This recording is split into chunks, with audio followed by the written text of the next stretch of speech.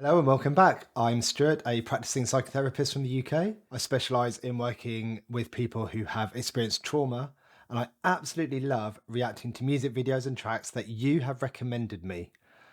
And I give a therapist's perspective.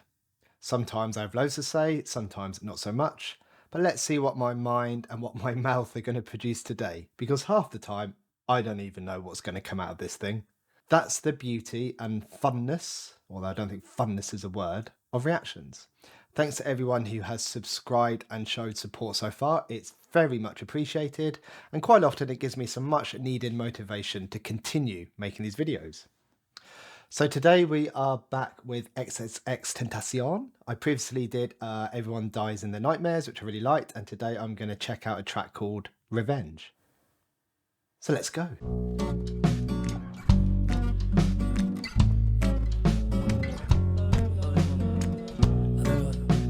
Finally found a way to forgive myself for the mistakes I made in the past. I think that's the first step, right? You agree? Well, let's just start that again. I didn't hear the question properly. I was too busy jiving.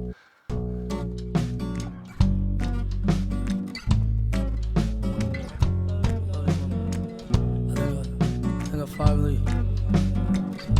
found a way to forgive myself for the mistakes I made in the past. I think that's the first step, right?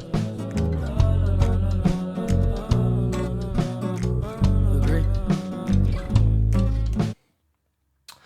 Well, to answer your question, X, I think learning some self-forgiveness is a really good step to learning from mistakes in the past and being able to move forwards. Because if we beat ourselves up all the time, then that's not helpful. Sounds like a promising start. How do I rewind this?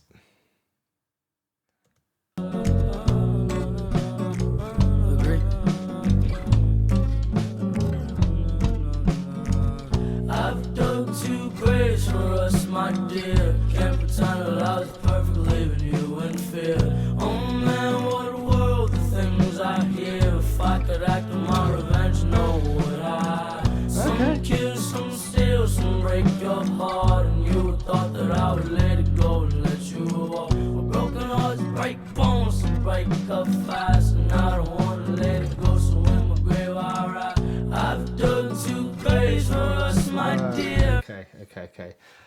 I've dug two graves. Oh, X. Does that mean he's going to take both of them out, himself and someone else? Is that what that phrase means?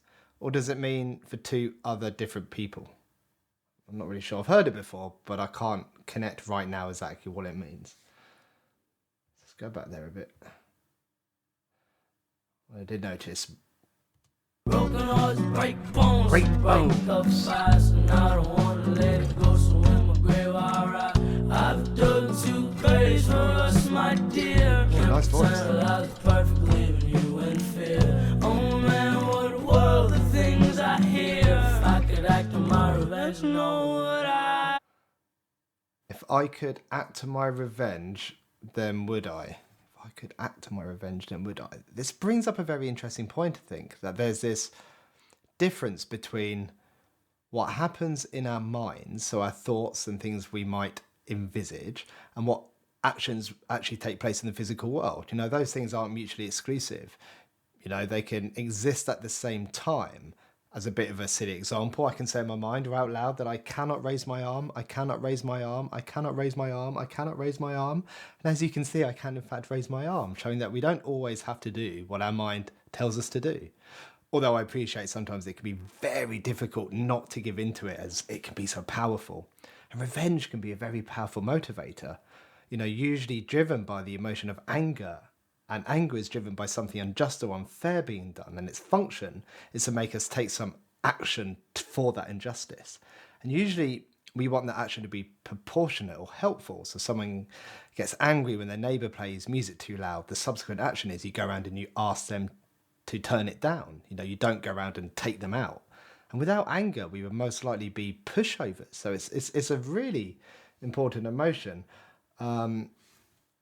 And it sounds like something unjust has happened to X within this song that's obviously making him feel that way. I don't know what that is. I don't know if this is something in its history or if this is explained a bit later on in the track. I'm not sure.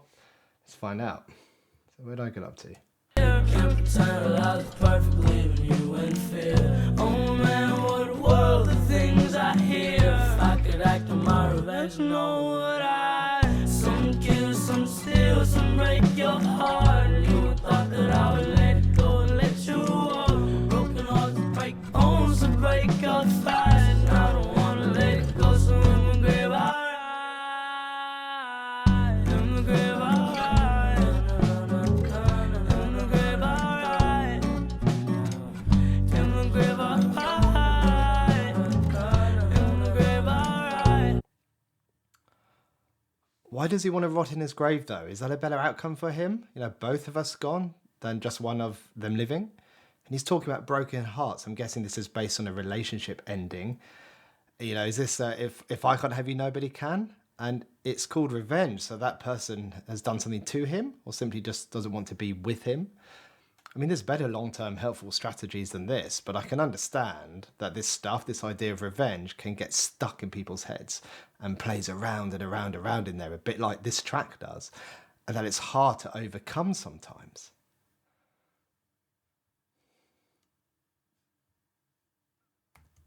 In the grave I ride. In the grave I ride. In the grave I ride. In the grave I ride. In the grave I ride.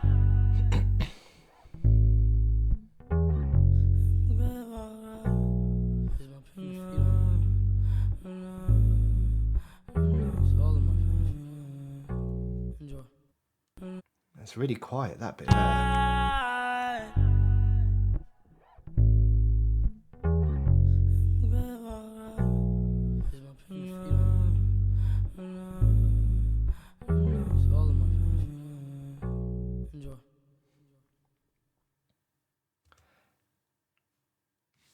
Is my pain your freedom? Right at the end there, really quiet. Is my pain your freedom? But it doesn't sound like anyone is free in this, or does it mean the ultimate freedom, the freedom of life, away from life? Let me know what those final few words mean in the comments. And that very last word, enjoy, is that for us to enjoy the track, or is that kind of embedded within the story of the track? And he's saying, you know, enjoy the freedom, enjoy. No, that doesn't make sense. What did I just say then?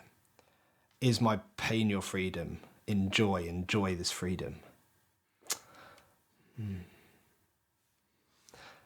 there's so much incongruence here as well. You know, so a mismatch between the words being sung, the pain behind them, the actions they are suggesting, and the happy, bouncy nature of the tune and melody that gets stuck in your head.